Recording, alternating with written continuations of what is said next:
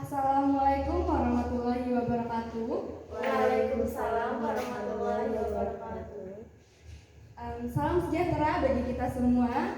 Selamat siang teman-teman. Siang. Terima kasih kepada teman-teman sekalian yang sudah meluangkan waktunya dan bersedia hadir pada siang hari ini untuk mengikuti kegiatan penyuluhan yang akan saya sampaikan mengenai upaya membangun minat generasi muda dalam bidang pertanian. Sebelum masuk ke materi, perkenalkan, nama saya Dian Rahmanita Briliani dengan NIM 2210514320010, mahasiswa dari program studi S1 Agribisnis Fakultas Pertanian Universitas Lambung Mangkurat. Baik, seperti yang telah kita semua ketahui bahwa negara Indonesia ini dikenal sebagai negara yang agraris karena masyarakatnya hidup dari pertanian. Selain hal tersebut, faktor kondisi alam dan juga tanah yang subur merupakan faktor utama mengapa Indonesia itu dikenal sebagai negara yang agraris. Dalam perkembangannya, kondisi pertanian Indonesia semakin lama semakin melemah. Jumlah petani dari Indonesia itu dari waktu ke waktunya akan mengalami namanya penurunan. Jumlah petani mengalami penurunan ini disebabkan oleh kurangnya minat generasi muda mempelajari dan menekuni bidang pertanian. Penduduk muda cenderung lebih memilih upah yang lebih tinggi dan juga memilih sektor industri yang biasanya berada di perkotaan. Nah, teman-teman, selama ini rata-rata pekerja yang bekerja di sektor pertanian adalah penduduk yang usianya kurang lebih 50 tahun. Rendahnya minat generasi muda terhadap sektor pertanian menyebabkan ketidakadanya regenerasi dalam bidang pertanian.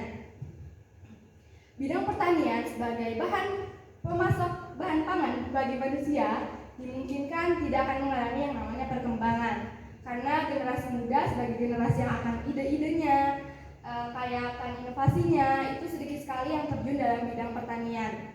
Tidak berkembangnya sektor pertanian akan berimbas pada menurunnya jumlah bahan pangan yang tersedia. Di sisi lain, kita melihat bahwa jumlah penduduk di Indonesia ini kan dari tahun ke tahunnya mengalami namanya pertumbuhan. Populasinya semakin meningkat. Nah, hal ini akan menyebabkan ketidakseimbangan antara jumlah penduduk dengan jumlah bahan pangan yang tersedia. Oleh karena itu, generasi muda Indonesia harus memiliki motivasi yang tinggi untuk terjun ke sektor pertanian, mengingat sektor pertanian itu merupakan faktor yang sangat penting bagi ketahanan pangan yang ada di Indonesia. Harapan dengan adanya generasi muda Indonesia yang menjadi petani muda dapat menjadikan sektor pertanian itu lebih produktif dan meningkatkan jumlah produksi panen. Nah, teman-teman, ada 6 strategi guna menarik perhatian muda untuk bekerja dalam sektor pertanian.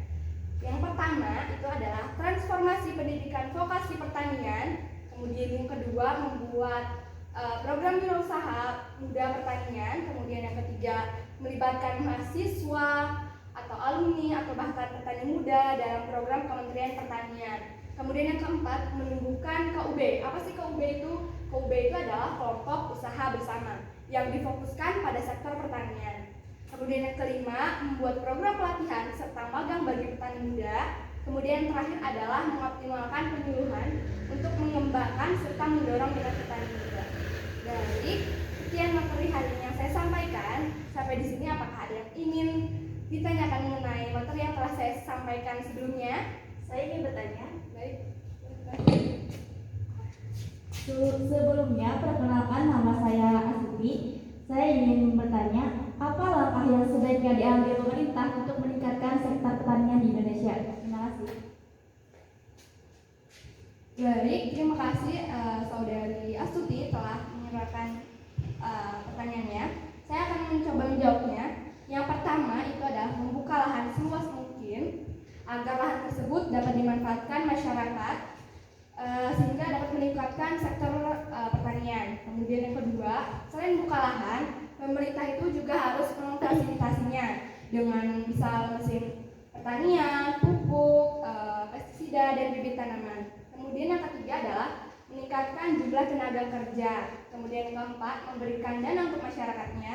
Kemudian yang kelima adalah memantau pasokan bahan pertanian dan juga memantau harganya.